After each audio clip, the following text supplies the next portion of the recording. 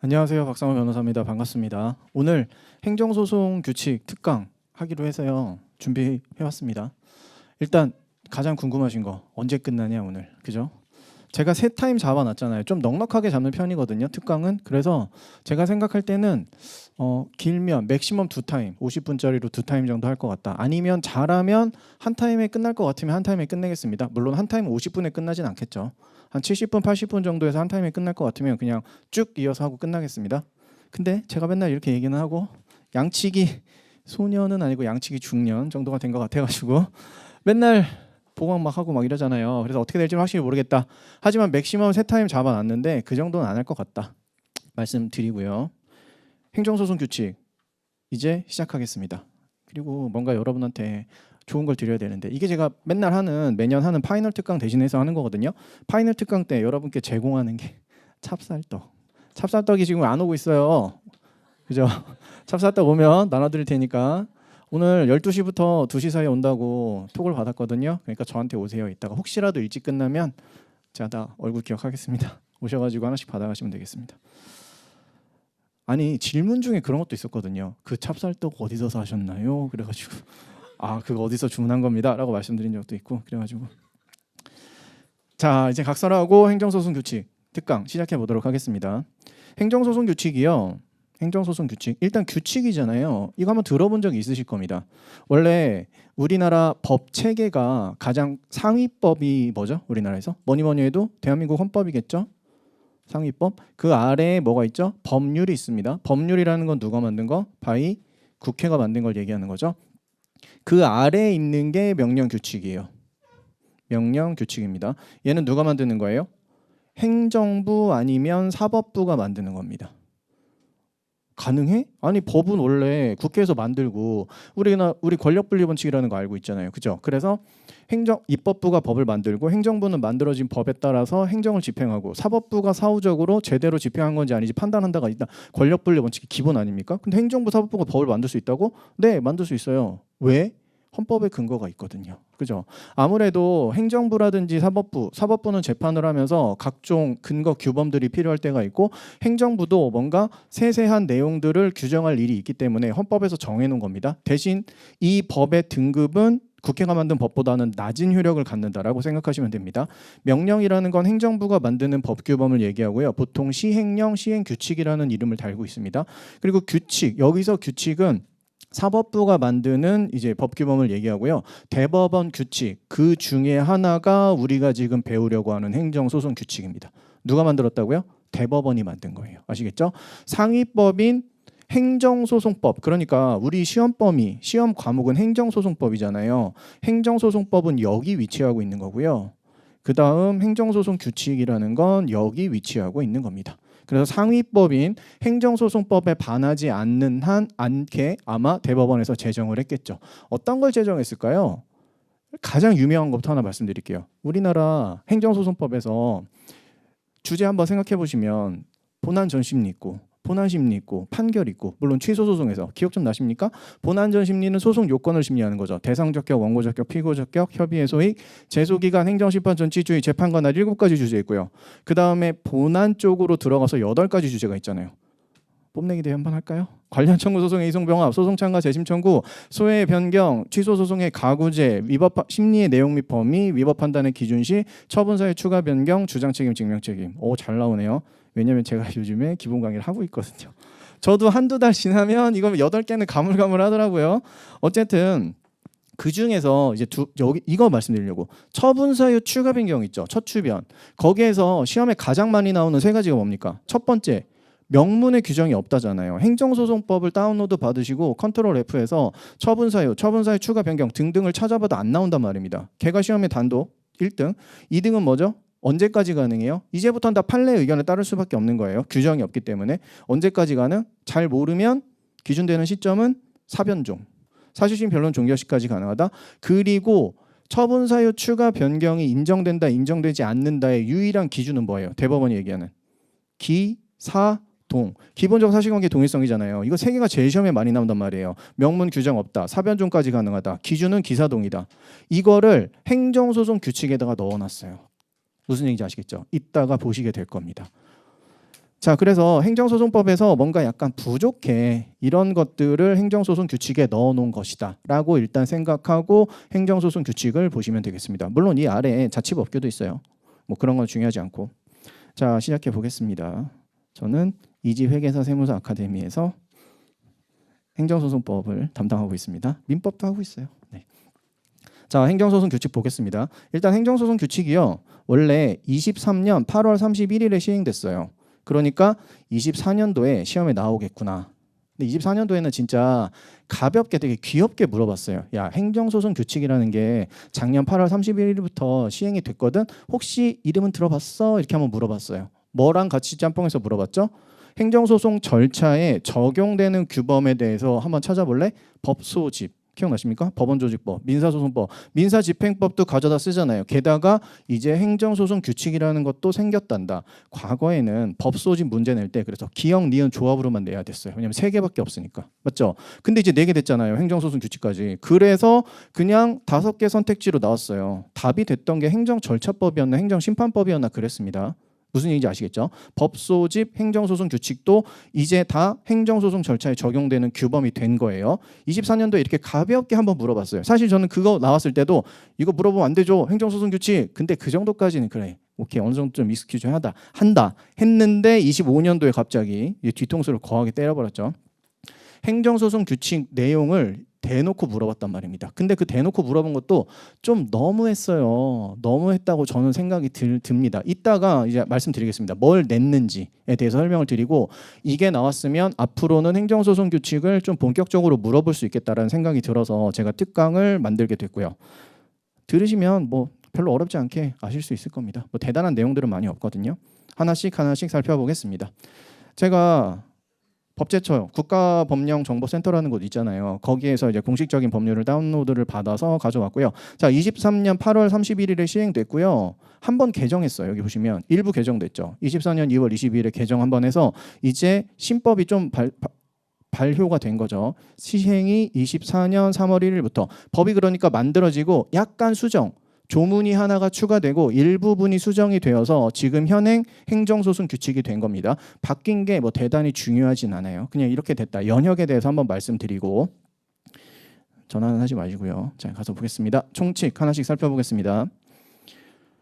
제1조 목적. 이 규칙은 행정소송법, 이하 법이라 한다. 앞으로 행정소송 규칙이 그냥 법 몇 조라고 하면 다 행소법 몇 조다라고 생각하시면 됩니다. 에 따른 행정소송 절차에 관하여 필요한 사항을 규정함을 목적으로 한다. 좋은 말이네요. 행정소송 절차에 관하여 필요한 사항을 규정하겠다. 그러니까 행정소송법에 약간 행정소송 절차에 대해서 부족한 내용이 있으면 그걸 행정소송 규칙에서 규정하겠다. 그냥 이해가 되시죠? 그리고요. 여기 밑에 박스 처리한 거는요. 원래는 당연히 없는 거예요. 일반 행정소송 규칙을 다운로드 받으시면 이건 없는데 제가 관련된 규정을 넣어놓은 겁니다. 민사소송법도 있을 거고 행정심판법도 있을 거고 있을 건데 그냥 참조만 해주시면 되겠습니다. 중요한 건 체크할게요. 아시겠죠? 행정소송 규칙을 처음으로 시행하면서 대법원에서 관련된 해설서를 하나 냈어요. 이게 법조문이 몇 개까지 있습니까? 20조까지 딱 있죠. 20조까지 있는데 그러면 페이지가 몇 페이지 안 되잖아요. 제가 뭐 여러 가지 넣어가지고 지금 12페이지지 원래는 진짜 얼마 안 되거든요. 페이지가. 근데 그 해설서를 보면 한 200페이지 가까이 돼요. 원래 보통 그래요. 각 조문마다 해설을 해야 되니까 관련된 조문을 다 쓰고 이게 왜 만들어졌으며 어떤 내용을 가지고 있으며 관련된 판례가 뭐가 있다라는 걸 해설하는 해설서가 있단 말입니다. 걔를 참고해서 넣어놓은 거니까 네가 네 마음대로 든 거 아니야? 아니라고요. 아시겠죠? 다 근거가 있다라는 걸 말씀드리는 겁니다. 저는 제 마음대로 하는 거 하나도 없어요. 아시겠죠? 제가 맨날 말씀드리지만 제가 중요하다고 생각하는 게 뭐가 중요하겠습니까? 아니에요. 다 공인된 다른 국가시험에서 출제된 문제 그런 것만 가지고 저는 설명드립니다. 자, 행정소송법 1조 한번 읽어볼까요? 이 법은 행정소송법입니다. 여기 보시면 행정소송 절차를 통하여 행정청에 위법한 처분, 그 밖의 공권력의 행사, 불행사 등으로 인한 국민의 권리 또는 이익의 침해를 구제하고 이게 바로 소송의 본질이죠. 권리 구제라는 게 원래 소송의 본질 아닙니까? 공법상의 권리관계 또는 법 적용에 관한 다툼을 적정하게 해결함을 목적으로 한다. 자, 1조를 좀 생각해 보면 일단 처분을 다툰대요. 그죠? 아니면 공권력의 행사, 불행사를 우리는 보통 부작이라고 표현하면 될까요? 그죠? 어쨌든 목적, 권리, 구제가 목적이 된다. 그리고 공법상의 권리 관계를 다투는 것도 있네요. 이걸 당사자 소송이라고 얘기하죠, 보통. 그래서 한 요 정도의 성격을 가지고 있다. 행정소송법 1조를 간단하게 한번 말씀드려봤습니다.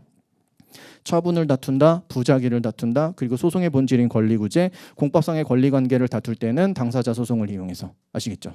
어렵지 않으십니다. 자, 그 다음에 2조 넘어가겠습니다. 자, 여기서 이제 설명드릴 게 조금 있어요. 2조. 제가 그동안 여러분을 속였습니다. 제가 여러분한테 그동안 거짓말한 게 있어요. 왜냐하면 우리는 이거 행정소송법 6조 한번 보세요. 이거 나오는 순간 눈에 번쩍 뜨이는 게 있죠. 행안부 장관, 이거 알지. 이거 어떻게 흘러가는지 대충 느낌도 알아. 맞죠? 지금까지는 행정소송법 6조만 나왔기 때문에 제가 설명드린 그대로 알고 가시면 마치는데 이해도 잘 되고 마치는데 문제가 없었어요. 근데 이제는 행정소송 규칙을 알아야 되고 이 2조를 읽어보면 그때 설명한 거랑 좀 다른 것 같은데? 라는 생각이 드실 거란 말입니다. 그래서 이제는 좀 더 확실하게 설명을 한번 드려보도록 하겠습니다. 한번 들어보세요. 대단히 달라지는 건 사실 없긴 합니다만 어쨌든 달라집니다. 한번 들어보세요. 이거 제가 뭐 가지고 설명하죠? 원자력안전위원회, 원자력발전소 건설 허가를 가지고 설명드렸던 거 기억나십니까? 전 아직도 기억이 나요. 왜냐하면 기본 강의 시작하면서 오리엔테이션 하고 제일 처음으로 하는 게 이거잖아요. 그렇죠? 그래서 행안부 장관 한번 말씀드리고 그렇죠? 시작 한번 해보겠습니다. 다시 한번 해볼게요. 칠판에다 할까 했는데 그냥 여기다 할게요. 이게 잘 보일 것 같아서. 자, 원자력안전위원회가 있죠. 위원회에다가 갑이 보통 얘는 한국수력원자력 아니면 한국전력공사 뭐 이런 데가 되겠죠. 원자력 발전소 건설 허가를 신청합니다. 주고 행복하게 끝나는 건 없다. 그러면 어떻게 해야죠? 거부를 해야죠. 위원회는 주지 않는다. 거부를 합니다. 하지만 위원회도 법에 의해서 행정을 집행하는 행정청이니까 당연히 근거법이 있겠죠. 그리고 이상한 근거법을 제가 하나 만들잖아요. 한번 만들어 보겠습니다. 근거법 주변 그 건축 허가 대상 지역 주변 100m 주민 전원 동의 전원 서면 동의 좀 더 이제 타이트하게 가보려고 합니다. 대단히 중요한 건 아니고요. 서면 동의 없으면 허가하지 않을 수 있다. 라는 근거 규정이 있는 거죠. 그죠? 이걸 근거로 해서 거부한 거 아닙니까? 사실 이거는 굉장히 이제 충족되기가 어려운 조건이라고 말씀드렸었잖아요. 그죠? 자, 그러면 다퉈야 됩니다. 갑은 거부처분 취소 소송 제기하고요. 처음에 이것부터 이해가 안 됐잖아요. 거부처분 취소 소송이 도대체 뭐야? 그리고 근거법규가 이상해요 라고 얘기한다 그랬죠. 이거를 우리는 뭐라고 부르죠? 위헌, 위법, 명령, 규칙, 심사라고 했죠. 그리고 제가 여기에서 이제 이렇게 갔잖아요. 자, 1심 법원에다가 1심 판사님 근거법규가 이상해요 라고 얘기하면 1심 법원 판사님은 심리를 못하고 대법원으로 보냈죠. 이게 거짓말이었어요. 원래 1심에서도 심리할 수 있어요. 이 근거법규가 이상하다, 위헌이다, 위법이다라고 판단할 수 있다고요. 아시겠죠? 지금까지는 우리가 행정소송법 6조만 공부해야 돼서 여기 대법원 판결이라는 말이 나오니까 요거를 확실하게 인식시켜 드리기 위해서 그렇게 설명을 드렸는데 이제는 아닙니다. 확실하게 알자고요. 1심, 2심 판사님들도 이 근거 법규가 이 법규는 국회가 만든 법률 단계가 아니고 그거보다 한 단계 낮은 명령 규칙이어야 됩니다. 틀림없이 명령 규칙이라고 되어 있죠. 명령 규칙이 위헌인지 위법인지 1심 판사님도 판단할 수 있다고요. 아시겠죠? 이제 할 수 있습니다. 그래서 1심 판사님이 판단을 했습니다. 1심 법원이죠. 지금 이거는 색깔을 좀 달리 써볼까요? 1심 법원에서 판단을 해버리는 겁니다. 뭘 하는 거죠? 위헌, 위법, 명령, 규칙 심사를 하는 거예요. 명령, 규칙 심사. 아마 이 거부처분 취소 소송이 인용될지 기각될지 판단을 하기 위해서는 위헌, 위법, 명령, 규칙 심사가 반드시 선행이 되어야 할 것 같네요. 그렇죠? 그래서 만약에 이 근거 법규가 위헌이다라고 1심 판사님이 생각한다면 위헌인 법규를 적용해서 거부를 한 거부도 위법이 되는 거잖아요. 이해가 되시죠? 그러니까 얘를 먼저 효력이 진짜 위헌인지 위법인지 판단을 해보고 그 다음에 거부처분의 위법 여부를 판단하게 될 거라고요. 아시겠죠? 그래서 판단을 했다고 해봅시다. 위헌이네. 근거법규가 이상해. 위헌이네 라고 이제 생각을 한 거예요. 위헌이네. 이게 장소가 조금 그러네. 자, 봅시다. 1심 법원에서 위헌 위법 명령규칙 심사를 한 다음에 여기서 근거법규가 위헌이네라고 판단을 했습니다. 그리고 나서 판결을 했겠죠. 판결 뭐라고 했을 것 같으세요?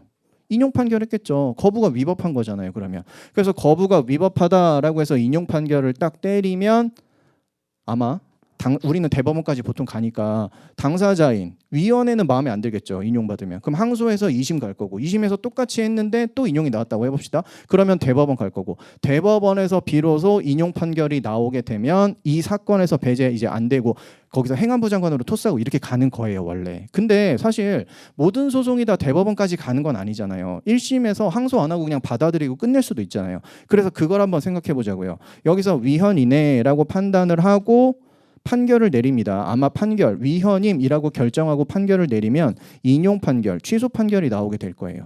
그리고 이 판결은 2주 동안 항소를 하지 않아서 확정이 되었다고 해봅시다. 그러면 여기서 종료가 되는 거잖아요.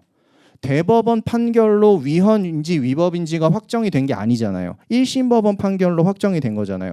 그러면 행정소송법 6조는 적용이 안 돼요. 맞죠? 왜? 대법원 판결에 의해서 위헌 위법이 확정되었을 때 대법원은 행안부 장관에게 토스하는 거니까. 그래서 행정소송법 6조는 적용이 안 된다는 겁니다. 1심 단계에서 끝나버리면. 그래서 1심 단계, 2심 단계에서 끝났을 때는 행정소송규칙 2조를 가지고 적용을 하면 되는 거예요. 자, 보세요.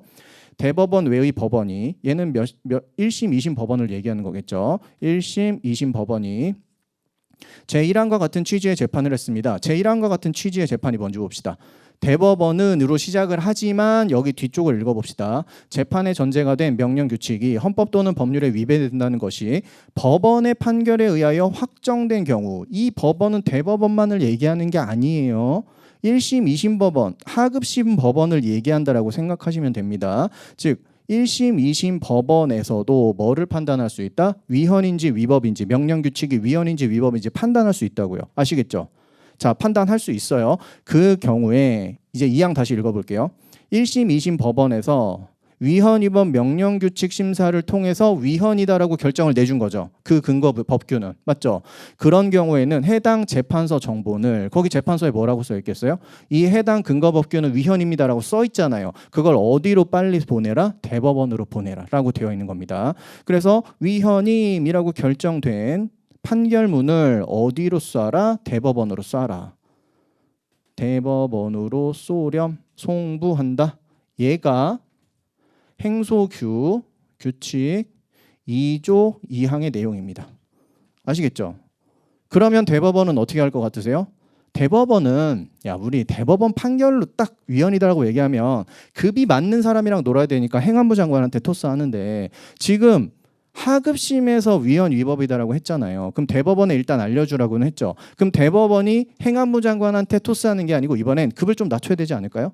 대법원 판결로 위헌이다라고 한 게 아니고 하급심 1심, 2심 판결로 위헌이다라고 했잖아요. 그럼 누구한테 하면 돼? 그냥 소관행정청에 통보하면 된다라고 되어 있는 겁니다. 그럼 대법원이 여기서 어디로 쏜다고요? 소관행정청. 여기서 소관행정청은 어디겠어요? 원자력안전위원회겠죠. 원자력안전위원회. 아시겠죠? 소관행정청이라는 말을 확인하시고 행안부가 아닙니다. 여기서는 행정청. 여기로 통보해야 된다. 이거는 규칙 2조 1항의 내용인 겁니다. 이해가 되세요? 이제 완벽해졌습니다. 1심, 2심에서도 위헌 위법 명령규칙 심사를 할 수 있고요. 위헌 위법 명령규칙 심사를 하고 확정이 돼버렸을 수도 있잖아요. 그렇다면 그 판결문을 1심 법원 판사님은 대법원에 보내줘야 돼요. 왜냐하면 제가 이번 재판에서 근거법규가 된 명령규칙 중에 어떤 거를 위헌으로 결정했습니다. 대법원에 토스하면 1심 판사님 할 일은 끝난 거예요. 그럼 대법원은 그걸 보고 그래 우리 민임이가 잘했네 라고 얘기한 다음에 어디로 쏘면 된다? 행안부 장관까지는 아니고 그거보다 낮은 그 해당 명령 규칙 소관행정청이라는 게 뭘 얘기하는 거냐면 여기서 처분청을 사실 얘기하는 건 아니고요. 소관행정청이라는 건 해당 근거 명령 규칙 있죠. 얘를 제정, 개정, 폐지할 수 있는 권한을 가진 행정청을 얘기합니다. 대표적으로 식품위생법 있잖아요. 이따가 또 설명드릴 건데 이거 관련된 규정이 하나 더 있거든요. 거기서 설명드릴 건데 식품위생법 시행규칙은 식품의약품안전처가 담당해요. 이따가 설명드리겠습니다. 어쨌든 거기로 쏘면 된다. 이 해당 명령 규칙의 제정, 개정, 폐지의 권한을 가진 곳이 바로 소관행정청입니다. 아시겠죠? 그러면 이제 완벽하게 됐습니다. 2조 1항 2항 확인되셨죠? 넘어갑시다. 3조 소송 수행자의 지정. 네, X. 안 보셔도 되는 거 틀림없이 있으니까 지워버리세요. 아예 읽지도 않겠습니다. 4조 준용 규정. 행정소송 절차에 우리 이런 비슷한 거 있었는데 행정소송 절차에 관하여는 이 행정소송법 규칙에 특별한 규정이 있는 경우를 제외하고는 성질에 반하지 않는 한 민소규, 민사소송규칙, 민사집행규칙의 규정을 준용한다. 이거 얘랑 비슷하죠. 법, 소, 칩이랑 비슷한 거 아니에요? 맞죠? 민사소송법 법조문 502개, 민사집행법 312개, 그리고 민사소송규칙 144개, 민사집행규칙 218개. 민사소송규칙, 민사집행규칙 어디서 만드는 거겠어요? 대법원에서 만들었겠죠. 소송에 관련해서 민사소송법이 있음에도 불구하고 대법원이 소송 절차를 대부분 진행하는 곳이잖아요. 법원이. 그러다 보니까 야 이런 규정들도 좀 필요하겠는데 라고 생각해서 만드는 거라고 생각하시면 되는 겁니다. 아시겠죠? 그래서 법 단계에서는 법소집을 준용하게 되고 규칙 단계에서는 민사소송규칙과 민사집행규칙도 가져다 쓰겠다는 겁니다. 아시겠죠? 이 정도만 보시고 넘어가면 되겠죠? 민사소송규칙, 민사집행법, 민사집행규칙 정도만 확인하시고 넘어가겠습니다. 그 다음 취소소송. 재판 관할이네요. 관할? 구조. 여기 보시면 우리 법부터 봅시다. 일단 대원칙, 취소소송의 제1심 관할법원은 피고의 소재지를 관할하는 행정법원. 맞죠? 여기서 중요한 말은 두 가지 정도입니다. 일단 피고, 걔네 동네 가서 싸워라 대원칙, 모든 소송의 대원칙. 그리고 뭘 기준으로 잡는다? 소재지를 기준으로 잡는다. 이걸 그래서 무슨 관할이라고 해요? 소재지, 주소를 기준으로 관할을 잡는 거 토지 관할이라고 표현합니다. 그리고 관할권 있는 법원은요. 9조 2항, 1항, 2항, 3항 이하에서 3개까지도 생길 수 있었잖아요. 이걸 뭐라고 표현하죠? 임의 관할이라고 표현하잖아요. 그래서 무슨 문장이 성립한다? 토지 관할은 임의 관할이다 라는 문장이 성립하죠. 실제로 출제된 적이 있죠. 그게. 자, 2항 보겠습니다. 제1항에도 불구하고 다음 각호 어느 하나에 해당하는 피고에 대해서 취소소송을 제기하는 경우에는 여기도 마찬가지 대법원 소재지를 관할하는 행정법원. 여기도 주소, 소재지를 기준으로 잡아라. 그리고 대법원은 서울에 있으니까 이게 서울행정법원이라는 건 당연히 아실 거고요. 우리나라 행정법원은 서울행정법원 하나밖에 없다는 것도 당연히 아실 거고요. 그렇죠? 자, 왜 이렇게 한 방에 서울행정법원에 가서 싸우라는 거죠? 규모가 큰 사건이니까. 느낌으로 딱 보면 중앙행정기관 뭐 이런 곳에서 하는 처분이잖아요. 그렇죠? 그다음에 3항 토지의 수용, 기타, 부동산, 특정의 장소. 토지, 부동산, 특정 장소에 관한 처분 등에 대한 취소 소송은 부동산 또는 장소의 소재지를 관할하는, 마찬가지 이것도 소재지를 관할하는 행정법원. 다 소재지, 주소를 기준으로 법원을 잡겠다. 그래서 토지 관할이었습니다. 구조 알고 계시죠? 뭐 어렵지 않죠? 자, 그 다음에 이제 재판 관할을 봅시다. 읽어보시면 국가의 사물을 위임 또는 위탁받은 공공단체 이거 구조에 있는데 어디 있죠? 구조 2항 2호에 있죠. 국가의 사물을 위임 또는 위탁받은 공공단체 이거 있죠. 자, 요거에 관련된 내용입니다. 또는 그 장에 대하여 그 지사나 지역본부 등 종된 사무소의 업무와 관련이 있는 소를 제기하는 경우에는 종된 사무소의 소재지를 관할하는 행정법을 제기할 수 있다? 이 무슨 얘기냐면요. 예를 들어서 설명드려 볼게요. 우리나라에 근로복지공단이라는 곳이 있어요. 근로복지공단에서 뭐 하냐면 요양급여 같은 거 결정 같은 거 합니다. 요양급여라는 건 의료기관이 행위, 어떤 의료 행위인데 요양에 관련된 행위를 하면 당사자한테 일정 부분 자기 부담금을 받고요. 그 다음에 근로복지공단에서 어느 정도 보조를 해주는 형식이라고 생각하시면 됩니다. 그러면 우리가 요양급여를 얼마로 결정하겠다. 즉 의료기관한테 얼마를 주겠다라는 거니까 이건 처분인 겁니다. 보통 그게 나쁜 처분이 되려면 과거에는 해당 의료행위, 요양에 관련된 의료행위를 했을 때 100씩 지급을 하다가 이제 항상 공단 이런 재정은 건전성이 중요하니까 줄이겠죠. 점점. 그러면 의료기관에는 나쁜 처분이 되는 겁니다. 그러니까 다툰다라고 생각하시면 돼요. 그랬을 때 우리는 뭐가 궁금해요? 어디에다가 제기할 건지 관할이 궁금한 겁니다. 근로복지공단 본부 어디 있는지 아세요? 울산에 있어요. 본부 울산에 있습니다. 근로복지공단 도장 찍고 나가는데 근로복지공단은 본부가 일단 울산에 있고 그 다음에 각 지역에 본부가 따로 있어요. 마치 이거라고 생각하시면 제일 편해요. 우리나라 법원이 3단계잖아요. 대법원, 고등법원, 지방법원이잖아요. 대법원이 울산에 있는 거고 근로복지공단으로 따지면 지역본부가 고등법원 같은 느낌이라고 생각하시면 됩니다. 어디 있겠어요? 일단 경부선 한번 탑시다. 서울, 대전, 대구, 부산. 그리고 호남 한번 가야죠. 광주. 그 다음에 강원도 한번 가야죠. 강원도. 그리고요, 우리나라에서 인구가 가장 많은 지자체가 어디입니까? 서울 아니죠. 경기도잖아요. 그렇죠? 그리고 인천도 나름 대구보다 인구가 많죠. 근데 경기도랑 인천을 합쳐서 경인 이렇게 본부가 있습니다.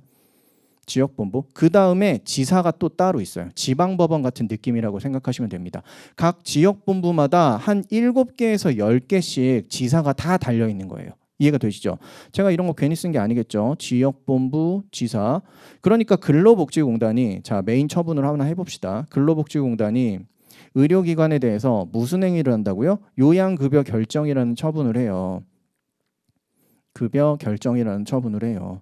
그러면 취소 소송을 제기하는데 원래 근로복지공단 도장 찍고 나간단 말입니다. 하지만 여러 군데 이제 위치하고 있는 지사도 있고 지역본부도 있는 거예요. 그러면 근로복지공단 도장을 찍고 나가는데 본부는 울산에 있으니까 우리 행정소송법 9조 1항에 따르면 울산지법으로 가야 돼요. 일단 첫 번째 구조 1항 피고의 소재지를 관할하는 행정법원이니까 울산에는 행정법원이 없으니까 해당 지역 지방법원이 관할하게 돼 있고 그러니까 울산지방법원으로 가야 되는 거고요. 그게 아니면 그리고 구조 2항에 따르면 구조 2항 2호에 따르면 근로복지공단은 국가의 사무를 위임받은 공공단체에 해당한단 말입니다. 원래 이건 국가 일이에요. 아마 보건복지부 일일 겁니다. 그게 법에 의해서 근로복지공단 아니면 노동부 일인가? 어쨌든 근로복지공단에 위임이 되어 있는 거예요. 그렇죠?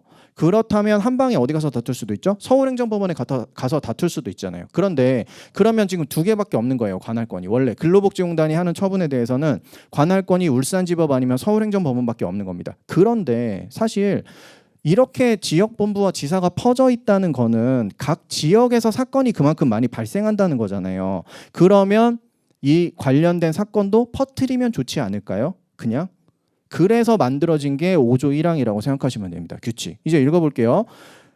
근로복지공단에 대해서 소송이 제기된 경우 관련 공공단체 그 장에 대하여 지사나 지역본부 등 종된 사무소의 업무와 관련 있는 소를 제기하는 경우 그러니까 지역본부 지사 이렇게 많단 말입니다. 한 6, 70개가 되는데 해당 일을 행하는 지사가 따로 있을 거잖아요. 그런 곳에서 나온 처분이면 그 지사를 그 종된 사무소의 소재지를 관할하는 행정법원에 제기하라는 뜻입니다. 즉 원래 근로복지공단이 하는 처분은 행정소송법 9조에 따르면 울산지법 아니면 서울행정법원밖에 없었지만 이제는 쫙 퍼뜨릴 수 있겠네요. 라는 얘기입니다. 이런 공공단체가 얼마나 많겠어요. 그렇죠? 이런 경우에 한해서 항상 2개만 생기게 하지 말고 피고 소재지 서울행정법원 2개만 만들지 말고 결국에 그 해당 지역 사건이면 해당 지역 지법에서 하렴이라는 뜻인 거예요. 이해가 되세요? 그래서 종된 사무소의 소재지를 관할하는 행정법원이라는 말 이라는 거 확인해 주시고요. 자, 구조 2항에 관련된 내용이 이렇게 5조 1항으로 좀 더 구체화됐다라고 생각하시면 됩니다. 아시겠죠? 그 다음에 이제 구조 3항 보시면 이렇게 돼 있어요. 토지의 수용이라고 토지의 수용은 처분이 그냥 수용 재결이에요. 맞죠? 중앙토지수용위원회 아니면 각 지방토지수용위원회가 하는 그거 뺏겠습니다 이거잖아요. 공익사업을 위해서 뺏고 보상금 주고 이게 토지 수용이잖아요. 수용 재결이라는 처분을 통해서 하죠. 그런데 그래서 토지의 수용이라는 건 처분이 되게 쉬워요. 그냥 처분 이름 자체가 수용 재결이니까. 근데 이런 거 있죠. 기타 부동산 또는 특정의 장소에 관계되는 처분이라고 되어 있는데 얘는 사실 추상적인 거잖아요. 맞죠? 말이 추상적이죠. 얘를 구체화시키겠다가 여기 5조 2항에 있습니다. 법 9조 3항의 기타 부동산 특정의 장소에 관계되는 처분에 대해서 뭐라고 얘기한다? 좀 구체화시켜 봅시다. 부동산에 대한 권리의 설정, 변경 등을 목적으로 하는 처분. 이거 얘가 광업권, 어업권 설정 처분이다라고 생각하시면 되고요. 얘를 꼭 알고 써놔야 될까요? 아 그런 건 아니에요. 사실 한번 그러니까 이 행정소송 규칙 5조 2항이 얘기하는 게 어떤 내용인지 한번 생각해 보시라고요. 구조 사망에서 기타 부동산 또는 특정의 장소에 관계되는 처분이라는 말이 있는데 얘를 구체화시켜서 이런 것들을 그런 걸로 보겠다라고 그냥 얘기한 거예요. 아시겠죠? 그래서 1번 부동산에 관한 권리의 설정, 변경 등을 목적으로 하는 처분. 두 번째, 부동산에 관한 권리 행사의 강제, 제한, 금지 등을 명령하는 처분. 얘는 되게 쉬워요. 건축물 철거 처분. 철거 처분 같은 게 이런 거예요. 그 다음에 직접 실현하는 처분, 특정 구역에서 일정한 행위를 할 수 있는 권리나 자유를 부여하는 처분. 이거는 토지거래 허가에 관련된 처분 같은 게 있습니다. 토지거래 허가제 혹시 아세요? X라는 토지가 있는데 X라는 토지를 이제 갑이라는 사람이 갖고 있습니다. 을이라는 사람한테 팔려고 해요. 그럼 어떻게 하면 돼요? 둘이서 계약서 쓰면 되는 거잖아요. 그리고 등기 넘겨주면 되죠. 그러면 당연히 갑의 토지 X토지가 을한테 넘어가게 되는 거잖아요. 사적 자치의 원칙에 따라서, 계약 자유의 원칙에 따라서. 그런데 국가에서 지자체에서 묶어버리죠. 해당 지역은 토지거래 허가를 받아야만 소유권이 완전히 넘어가는 겁니다 라고 하는 지역이 있어요. 지금 어디가 그러죠? 서울 전 지역. 서울 전 지역은 토지거래 허가를 받아야만 토지거래를 할 수가 있어요.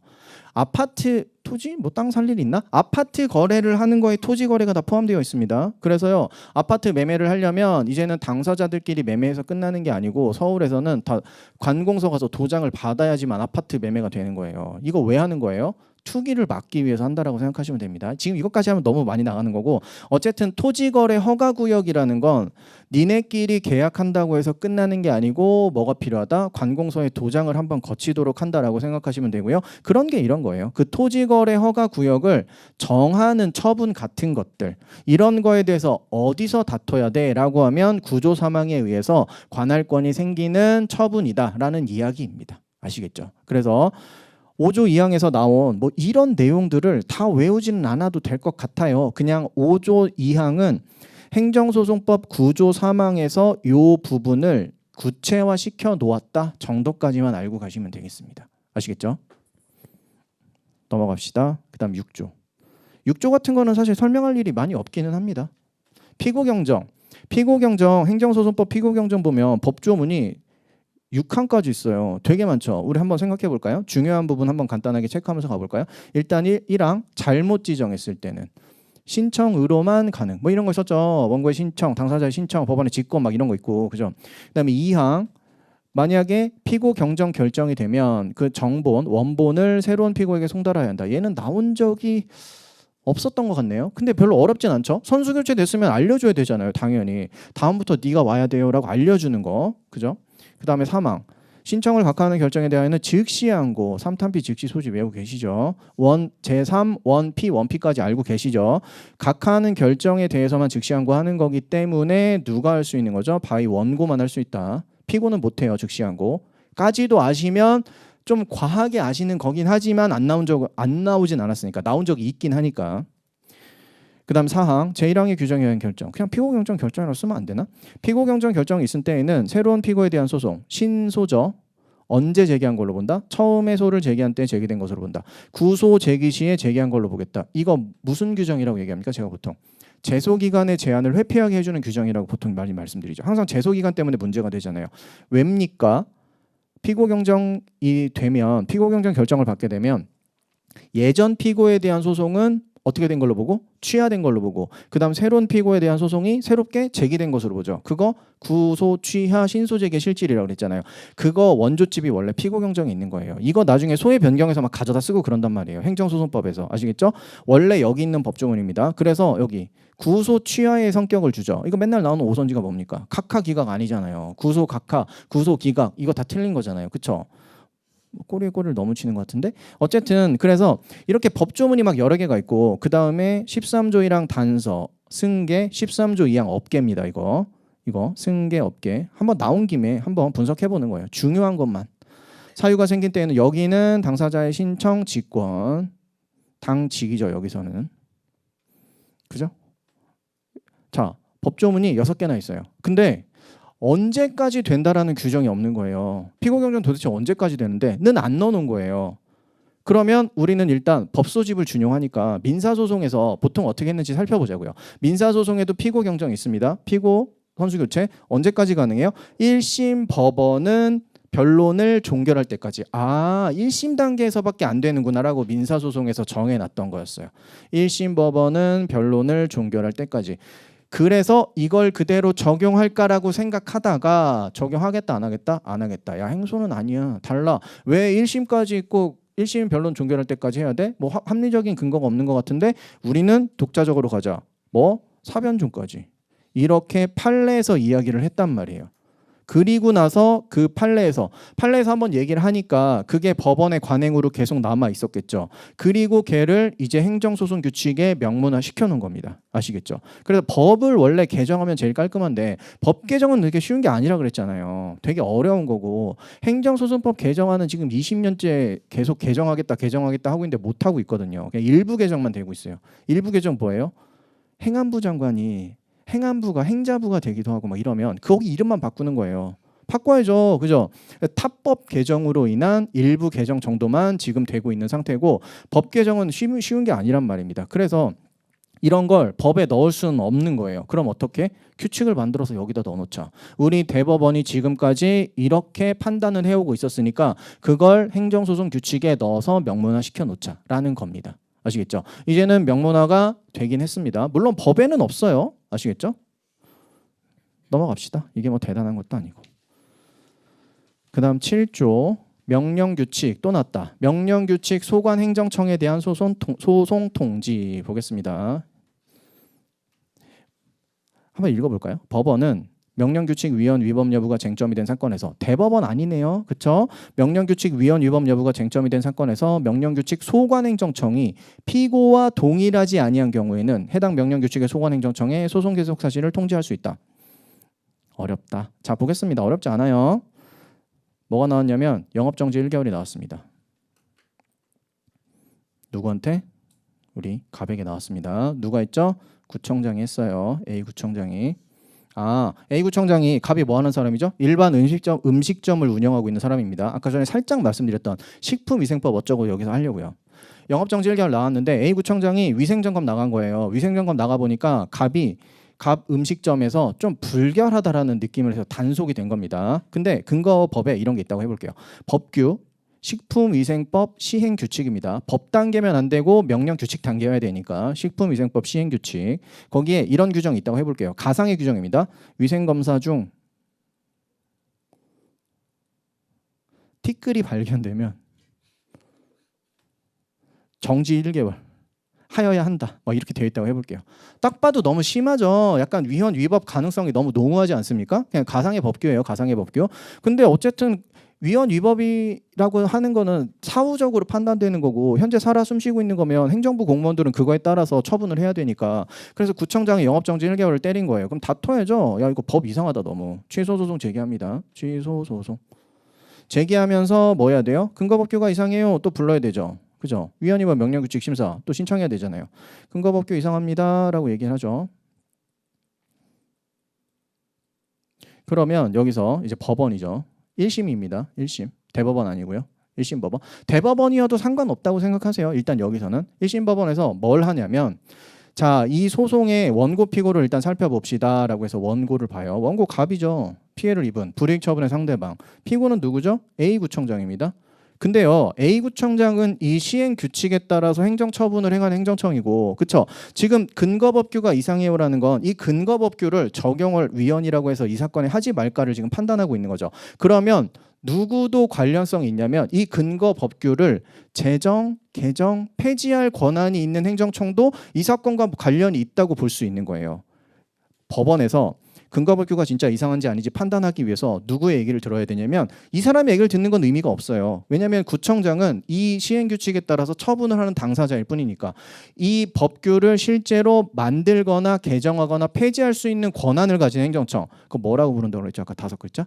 소관행정청이라고 부른다고 그랬죠. 걔를 한번 불러서 얘기 좀 들어보자라는 얘기입니다. 우리 뭐 있죠? 행정청의 소송참가 같은 거 있죠. 야, 너 한번 들어와봐.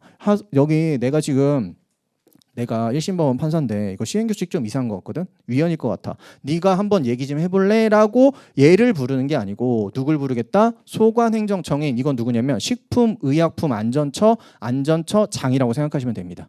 이해가 되시죠? 그래서 누굴 부른다? 소관행정청을 부르는 거예요.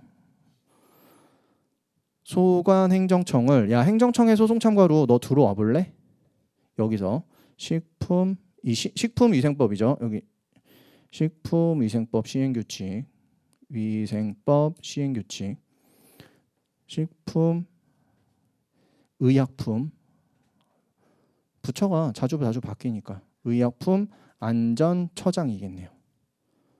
너 한번 들어와봐. 이 소송에 참가시키겠다는 겁니다. 무슨 얘기인지 아시겠죠? 근데 여기서 참가시키겠다는 의미는 이제 이 규칙을 해석하면서 나온 거고 이제 다시 한번 읽어볼게요. 법원은 명령규칙의 위헌 또는 위법 여부가 쟁점이 된 사건에서 지금 해당 사건에서 근거법규 이상합니다 하고 틀림없이 이상해 보이죠. 그 명령규칙 소관행정청이 피고와 동일하지 않잖아요. 그쵸? 피고는 여기에서 처분을 행한 구청장, 보통 지자체장 이런 거 많이 하니까 지자체장일 거고 소관행정청은 뭐라고 생각하시면 된다? 개정이라든지 폐지할 권한 있는 행정청이다 라고 생각하시면 됩니다. 그리고 피고는 보통 처분청이고요. 그러니까 이거 두 개가 다른 경우가 제법 된단 말입니다. 맞죠? 동일하지 아니한 경우에는 해당 명령 규칙의 소관행정청에 소송 계속 사실을 통지합니다.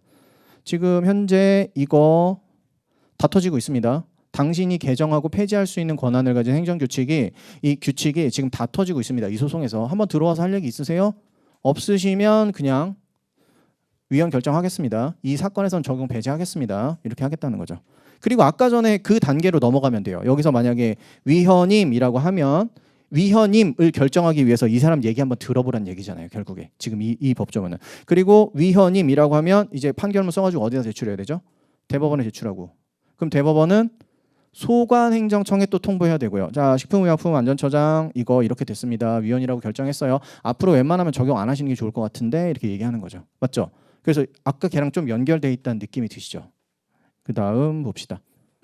자, 제1항에 따른 통지를 받은 행정청, 식품의약품안전처장 이제 뭐 해야 돼요? 그거는 위헌 위법이 아닙니다 라고 의견서를 제출해야 되겠네요. 제출할 수 있다. 제출해야 한다는 아니네요. 제출할 수 있다. 아, 이거 진짜 좀 너무하긴 했어요. 이따가 보여드릴게요. 뭘 건드렸는지 25년 문제에서 정말 분노할 수밖에 없는.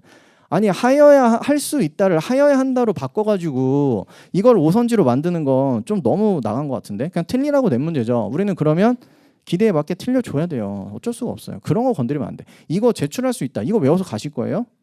아니죠. 아, 분노가. 자, 넘어가겠습니다. 행정청의 소송 참가는 뭐 됐고요. 한번 읽어보세요. 이거 아시죠? 제3자의 소송 참가, 행정청의 소송 참가 워낙 중요한 거니까 체크만 한번 해볼까요? 아, 또 양치기 중년. 자, 보겠습니다. 당사자 또는 당행정청의 신청, 당행직이죠. 결정으로서라는 말은 직권이랑 관련 없는 말입니다. 절차가 판결이 아니고 결정을 통해서 하라는 뜻에 불과한 거예요. 아시겠죠? 결정으로 할 수 있다라는 건 직권으로 할 수 있다와 완전히 다른 개념입니다. 시험에 종종 등장하죠. 그 다음에 당사자 및 당행정청의 의견을 들어야 한다. 이거 의견 청취 의무 있죠. 구속, 기속, 동의 땡.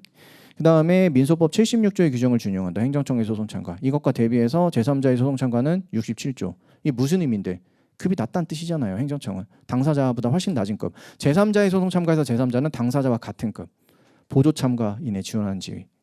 제3자는 공동소송적 보조 참가인의 지위에 준하는 지위. 네, 넘어가겠습니다. 답변서 제출. 답변서 뭔지 아시죠? 소장을 먼저 쏘면 소장을 피고한테 달려가가지고 걸어가도 돼요? 차 타고 가도 되고? 네, 죄송합니다. 가가지고 소장을 피고한테 주는 거예요? 아니잖아요. 소장 어디다 제출? 법원에다 제출하는 거잖아요. 그럼 법원에서 일단 형식상 제대로 들어왔는지 소송요건 통과가 되면 이거 본안심리해야겠다라고 생각하면 피고한테 전달해 주는 겁니다. 그럼 피고가 받죠. 무방비 상태에서 소장 받으면서 시작하는 거예요. 그럼 피고한테 며칠을 주죠? 30일을 줍니다. 그 안에 뭐 해야 돼요? 답변서를 제출해야 돼요. 원고가 한 말 답뻥입니다. 원고 청구 각하 기각해 주세요라고 써야 된다고요. 아시겠죠? 여기 그거를 이제 좀 명문화 시켜 놓은 거예요. 한번 읽어 봅시다. 피고가 원고의 청구를 다투는 경우에는 만약에 피고가 그래 내가 한 처분이 잘못된 게 맞지. 그래 뭐 말지 뭐 라고 생각하고 답변서를 제출 안 할 수도 있잖아요. 그렇죠? 그러면 답변서 제출 안 하면 돼요. 그리고 일정 기간 지나면 피고가 아무 말이 없네. 그럼 원고 청구 다 맞다는 뜻이네. 그러면 원고 청구 전부 인용 나올 수도 있는 겁니다. 현실에서는 그렇게 잘 안 되겠죠. 왜냐하면 피고가 그렇게 생각을 하면 원고도 무턱대고 처분을 받고 그래? 바로 내릴 소재기다. 이렇게 안 하겠죠. 한번 물어보지 않을까요? 왜 이런 처분이 나왔습니까? 이거 잘못된 것 같은데요. 아, 일리가 있네. 죄송합니다. 직권으로 취소 다시 날려드릴게요. 이렇게 하고 끝날 수도 있는 거잖아요. 그러니까 소장까지 제출된 상황이라면 일단 원고와 피고가 다투는 게 어느 정도 정해진 거예요. 현실에서는. 그러니까 원고의 청구를 다투는 게 보통 일반적이란 말입니다. 소장까지 날릴 정도라면. 그럼에도 불구하고 100%는 아닐 수도 있잖아요. 그죠? 그러니까 다투지 않으면 답변서 날리지 않아도 되는 거예요. 자, 다투는 경우라고 생각해 봅시다. 소장의 부본을 송달받은 날로부터, 정본이 아니고 부본은 복사본입니다. 송달받은 날부터 30일 이내에 다음 각호의 사항이 포함된 답변서를 제출하여야 합니다. 30일이라는 기간 줬죠. 불변기간은 아닙니다. 불변기간이란 말 없죠. 그리고 30일 안에 안 내면 오케이. 법원에서 기다리고 있어요. 딱 30일만. 30일 지나는 순간 오케이 원고 청구 전부 인용. 잘 안 해줘요. 웬만하면 기간 더 줍니다. 보정명령 계속 막 통지하고 이거 진짜 며칠 더 드릴게요. 만약에 안 하면 진짜 원고 청구 전부 인용합니다. 일주일 더 드릴게요. 일주일 동안 또 안 왔어. 2주일 더 드릴게요. 시간이 모자라세요? 이러면서 계속 더 줘요. 웬만하면 얘기 들어보려고 한다고요. 웬만하면 아시겠죠? 그건 현실에서 그렇다는 거고 어쨌든 30일이 원래 기본값이고 여기서도 30일을 명문화했다는 게 의미가 있다라는 겁니다. 사실 X7 까다가 그냥 간단하게만 설명드려봤어요. 그 다음에 뭐 이런 것들 적으래요. 이제 이런 것들 나오기 시작하면 시험에 나오기 시작하면 큰일 나는 거죠. 다 두 문자 따서 외워야 될 거 아니에요. 그죠? 이런 것들 나오기 시작하면 그죠? 나오기 전에 빨리 붙읍시다. 우리는 아직 오래 나오면 어떡해? 틀리시면 됩니다. 네, 다 틀릴 거니까 아무런 상관없어요. 운이 결정하는 거니까 외우고 가는 거 아니죠. 뒤쪽은 별로 의미 없고, 네, 의미 없다. 그러니까 8조는 이제 한번 들으셨으니까 지우시면 됩니다. 보는 거 아니에요. 넘어갑시다. 9조 나왔다 드디어. 첫출변. 행정청은 사실심 변론을 종결할 때까지 첫출변이라는 거 시험에 나오는 거 세 가지. 일단 명문의 규정이 없다. 어디에? 법에. 그래서 규칙에는 일단 명문의 규정을 넣어놨다. 첫 번째. 두 번째 언제까지? 사변종까지 가능. 세 번째 가장 기준이 되는 거. 기본적 사실관계가 동일한 범위 내에서. 기사동 들어가고요. 별거 없죠. 이건 더 이상 설명 드릴 게 없어요. 그죠? 근데 만약에 이렇게 나온다고 해봅시다. 문제. 처분사의 추가 변경은 행정소송법상 명문의 규정이 존재하지 않는다. 맞아요. 맞다고요. 규칙에 있지 법에 있는 건 아니니까. 설마 행정소송 규칙에는 처분사의 추가 변경에 관한 명문의 규정이 존재한다 라는 게 나올까요? 만약에 나오면 오 하실 수 있으시겠어요? 그 정도를 하실 수 있게 대비하기 위해서 오늘 듣는 겁니다. 아시겠죠? 이제 첫출변에 관련된 규정은 행정소송 규칙에는 들어간 겁니다. 법에는 당연히 없어요. 아직까지. 아시겠죠? 사변종이라는 거 과거에 판례로만 얘기했었고 판례로만. 그리고 기사동이라는 것도 판례에 확립된 법리였는데 그거를 규칙에 명문화 시켜놓은 겁니다. 규칙 왜 만드는지 아시겠죠? 이제 지금까지 관행이라기보다는 법원에서 그런 식으로 판단을 했다라는 거를 명문화 시켜놓는 거예요. 아시겠죠? 자, 그 다음 집행정지의 종기 보겠습니다. 집행정지 되게 많죠. 여기 보시면 일단 1항 집행부정지 원칙. 소송 제기는 처분의 효력에 전혀 영향을 미치지 않는다. 맞죠? 그리고 2항 보시면 취소소송이 제기된 경우 처분 등이나 집행 절차의 속행으로 인해 생길 회복하기 어려운 손해 예방하기 위하여 좀 중요한 것만 밑줄 한번 쳐볼까요? 회복하기 어려운 손해. 긴급한 필요가 있다고 인정하는 경우에는 본안이 계속되고 있는 법원은 즉 취소소송 제기했어야 되죠. 적게 처분 등의 효력이나 집행 또는 절차의 속행의 전부 또는 일부의 정지를 결정할 수 있다. 그리고 수수께끼 같은 23조 2항 단서. 처분의 효력 정지는 처분 등의 집행 또는 절차의 속행을 정지함으로써 목적을 달성할 수 있는 경우에는 허용되지 않는다. 효력 정지 제일 센 거 소 잡는 칼. 집행 속행의 정지. 절차 속행의 정지. 닭 잡는 칼 애들. 닭 잡는 칼로 목적 달성할 수 있으면 소 잡는 칼을 쓰지 말아라. 맞죠? 그래서 처분의 효력 정지가 제일 센 거 먼저 고려하지 말아라. 약한 효력을 가지는 애들부터 먼저 고려해서 집행정지 목적이 달성이 될 것 같으면 그렇다면 제일 센 거는 나중에 해라 라는 거. 이거는 법조문을 잘 아시면 되죠. 그 다음에 얘랑 또 비등하게 시험에 많이 나오는 어려운 문장. 집행정지 5항 2문. 집행정지 결정에 대한 즉시항고에는 결정의 집행을 정지하는 효력이 없다. 이거는 없다라고 해서 정선지로 절반 나오고요. 있다라고 해서 오선지로 절반 나옵니다. 그러니까 그냥 입에 잘 붙여가지고 없다? 맞아 맞는 것 같아. 있다? 이거 이상한데 어색한데 틀려. 이렇게 하고 푸셔야 돼요. 이거 가지고서는 그래 나 이거 알아. 그거 안양에서 진주로 이송시키는 그거지 라고 하면서 막 그림 그려서 풀 수 있어 라고 하면 푸시면 안 돼요. 아시겠죠? 우리한테 뭐도 중요하다? 시간도 중요하니까. 아시겠죠? 입에 잘 붙이시면 생각보다 잘 되더라고요. 저만 그런지 모르겠지만 어쨌든 잘 되는 편이니까 꼭 그렇게 해서 푸시면 되겠습니다. 그리고 공공복리에 중대한 영향을 미칠 우려 있을 때는 허용되지 않는다. 소극적 요건이죠. 그리고 얘네들은 전부 다 증명이 아니고 소명, 소심행 맞죠? 그리고 적개처 회급 공 말고 마지막에 본 있죠. 본안 청구가 이유 없음이 명백하지 않을 것. 얘는 법정 조건은 아닙니다. 23조를 아무리 뒤져봐도 본안 청구가 어느 정도 가능성은 있어야 됩니다. 인용될 가능성은 있어야 됩니다라는 규정은 없다고요. 그런데 판례는 요구하니까 그 요건은 틀림없이 집행정지를 해주기 위한 요건인 건 맞습니다. 법정 조건이라는 말이 시험에 등장한 적이 있어서 말씀드리는 거예요. 걔는 법정 조건은 아닙니다. 법에는 적혀 있지 않다고요.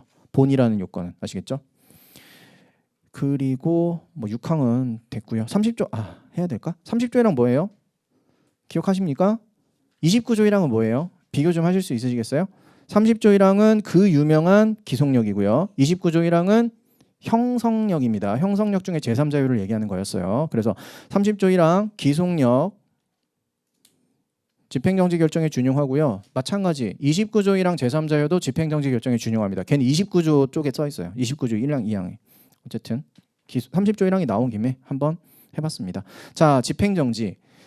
행정소송 규칙에 뭐가 써있는지 봅시다. 법원이 법 23조 2항에 따른 집행정지를 결정하는 경우 그 종기는 마지막 시점이죠. 집행정지 보통 언제까지 해준다? 판결 선고일로부터 30일 이내의 범위에서 정한다. 이렇게 명문화 시켰네요. 과거에는 진짜 옛날에는 이렇게 했대요. 진짜 옛날은 아니고 과거 보통 첫 번째 본안 판결 선고 시까지 정지한다. 이게 기본이었어요. 근데 그러면 1심 판결이 나왔어요. 근데 확정이 안 됐죠. 2주를 주거든요. 항소할 수 있는 기간. 그 2주 동안은 집행정지 효력이 없어지는 겁니다. 그러면 내가 예를 들어서 그림을 그려라. 네. 그림 그리면 좀 쉬울 것 같은데. 자, 허가 취소 먹었습니다. 소송 제기하죠. 우리는 지금 집행정지를 보고 있습니다. 소송 제기하고 집행정지 신청했어요. 집행정지 신청. 그러면 집행정지 결정이 나왔다고 해볼게요. 소송은 지금은 중요한 게 아니고 그러면 허가 지금 할 수 있는지 없는지 영업을 할 수 있는 권리가 있는지 없는지 봅시다. 허가 취소가 나오는 순간 영업을 할 수 있는 권리는 사라졌어요. 맞죠? 이 X 이쪽은 영업할 수 있는 권리를 얘기하는 겁니다. 영업을 할 수 없죠. 처분이 나오는 순간 소송을 제기해도 나는 영업을 못합니다. 하지만 소송을 제기하면서 집행정지를 신청해서 결정을 받으면 집행정지 결정은 장래효만 있기 때문에 그 집행정지 결정 받은 이후로는 임시적으로 영업할 수 있는 권리가 살아나는 거예요. 왜죠? 허가 취소가 잠깐 멈추니까. 이해가 되시죠? 자, 그러면 나는 이제부터는 영업을 할 수 있습니다. 보통 언제까지라고요? 본안 판결 선고 시까지라고 해볼게요. 우리가 이제 수험적으로 선고는 거의 의미가 없긴 하지만 어쨌든 여기서 선고가 나왔다고 해봅시다. 변종 아니고 선고시입니다. 선고가 나오죠. 그러면 선고가 나오고 뭐가 생긴다고요? 2주가 생기잖아요. 2주 안에 항소를 해야 돼요. 예를 들어서 기각이 인용이 나왔다고 해봅시다. 인용이 나왔어요. 그러면 신나죠. 이겼네. 나 허가가 바로 회복되는구나. 가 아니에요. 왜냐하면 판결이 확정이 되지 않았기 때문에. 형성효, 소급효, 제3자효 같은 판결의 효력들은요 확정이 되어야만 생기는 겁니다. 지금은 현재 집행정지로 잠깐 눌러놓은 거예요. 맞죠? 그런데 언제까지 눌렸어요? 선고까지 눌렸죠. 근데 내가 1심에서 이겼다고 하더라도 선고가 나오는 순간부터는 다시 권리가 없어져요. 왜냐하면 판결 확정이 안 됐으니까. 맞죠? 그리고 행정청이 항소했다고 해봅시다. 선고하고 2주 안에 2주 딱 되는 시점에 피고가 항소했다고 해볼게요. 피고가 항소했습니다. 그러면요 나는 여전히 영업할 수 있는 권리는 없고요. 다시 한번 여기서 항소에 대응해서 다시 집행정지를 신청해야 돼요. 난 집행정지 신청해서 결정 받으면 여기까지는 계속 영업할 수 있는 권리가 없다가 이제부터 또 2심 하는 동안 또 권리가 생기게 되는 거예요. 이해가 되시죠? 내가 1심 판결에서 이겼음에도 불구하고 상대방 피고가 항소할 때까지 아니면 최소한 항소 기간이 완전히 도구할 때까지는 여기는 영업을 못 한다고요. 이해가 되세요? 왜냐하면 여기서 인용 판결이 나왔다고 하더라도 확정이 아니잖아요. 그리고 집행정지의 효력은 언제까지라고 써줬어요? 선고시까지라고 써줬잖아요. 아, 이건 안 써드려서 그렇습니까? 집행정지 언제까지였다고요? 선고시까지라고 했다고요. 예를 들어서. 그러면 선고시까지만 되살려주는 거잖아요. 그 이후에는요, 당연히 없어지는 거예요. 집행정지 효력 없어지니까 내가 1심 판결에서 이겼다고 하더라도 나는 영업 못해요, 당분간. 언제까지? 만약에 피고가 항소하지 않아서 확정이 되면 그때부터는, 판결 확정된 시점부터 허가 취소는 완벽히 없어지는 거니까 그때부터는 영업을 할 수가 있죠. 아니면은 항소해서 2심 갔습니다. 그럼 2심 단계에서 다시 집행정지 신청해야 된다고요. 이해가 되세요? 그런데 인용 판결 나왔음에도 불구하고 이 구간 뜨잖아요. 이것 좀 그렇지 않아요? 그래서 실무에서 보통 어떻게 하냐면 판결 선고일로부터 30일 정도 넉넉하게 잡아서 요때까지는 집행정지 해줄게를 하는 겁니다. 그럼 그 안에 보통 상대방인 피고가 항소를 하면 거기에 다시 집행정지 신청을 하고 집행정지 결정을 받아서 웬만하면 뜨는 기간 없이 계속 이어서 갈 수 있잖아요. 이해가 되세요, 이제 어떤 건지? 그래서 판결 선고일로부터 30일 이내 범위에서 잡아라. 지금까지 현재 다수 이제 법원에서 판사님들이 보통 15일, 선고일로부터 15일 아니면 20일, 30일 보통 그렇게 정해서 집행정지를 해주는 게 관례였어요.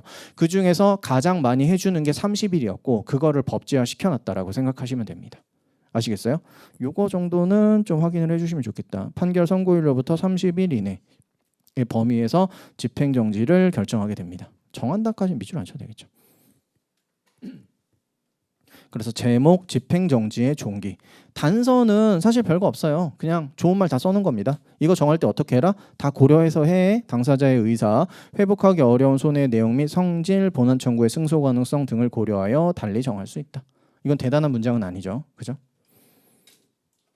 그래서 만약에 선고시까지가 아니고 자 선고일로부터 30일까지로 잡았다고 하면 선고가 됐더라도 나는 영업할 수 있는 권리가 계속 있는 거죠. 언제까지? 여기서부터 30일까지는 있는 거죠. 그러면 30일 안에 이런 일들이 다 벌어지면 나는 중간에 뜨는 기간 없이 영업을 계속하면서 2심을 이어 나갈 수도 있게 된다는 얘기입니다.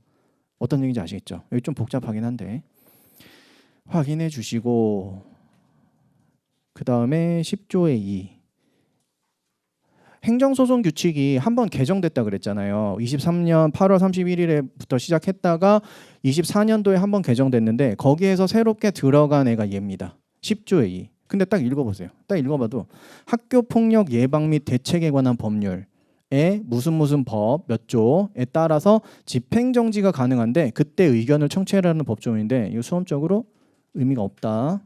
의미 없어요. 학교 폭력에 관련된 내용이 우리 나오진 않겠죠. 그렇죠? 간단하게만 설명 드려볼까요? 학교 폭력이 워낙 좀 이슈가 많으니까 제가 최근에 이제 학원에서 열심히 모의고사 출제하고 막 일을 이것저것 하면서 드라마를 틀어놓고 일을 막 하는데 요즘에 이제 변호사, 판사 뭐 이런 거 나오는 드라마를 좀 봤거든요. 보다 보니까 학교 폭력 얘기가 많이 나오더라고요. 항상 재밌는 건 형사 사건이잖아요, 그렇죠?